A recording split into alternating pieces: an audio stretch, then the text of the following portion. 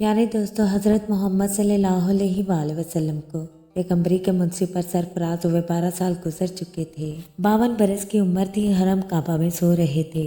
جبرائیل نے آ کر آپ کو جگایا، نیم بیدار حالت میں اٹھا کر آپ کو زمزم کے پاس لے گئے، سینہ چاک کیا، زمزم کے پانی سے اس کو دھویا، پھر اسے حلم اور بردباری اور دنائی اور ایمان و یقین سے بھر دیا۔ اس کے بعد آپ کی سواری کے لیے ایک جانور پیش کیا جس کا رنگ سفید اور قد خچر سے چھوٹا تھا، جس کا نام براق تھا۔ پہلے انبیاء بھی اسی نوعیت کے سفر میں اسی سواری پر جایا کرتے تھے۔ پھر آپ صلی اللہ علیہ وآلہ وسلم اس پر سوار ہوئے۔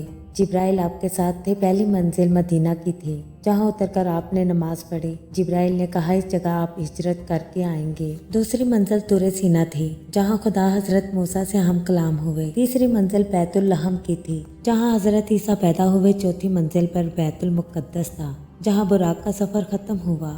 بیت المقدس میں تمام انبیاء کرام موجود تھے۔ آپ صلی اللہ علیہ وآلہ وسلم نے وہاں نماز ادا کروائی۔ پھر آپ صلی اللہ علیہ وآلہ وسلم کو نور کی سیڑھیاں پیش کی گئیں۔ پھر آپ صلی اللہ علیہ وآلہ وسلم آسمان اول سے 7ویں آسمان تک فرشتوں کے بازوؤں پر، 7ویں آسمان سے سدرۃ المنتہا تک حضرت جبرائیل علیہ السلام کے بازو پر، اور سدرۃ المنتہا سے مقام قاب قوسین تک یعنی قدرتی تخت پر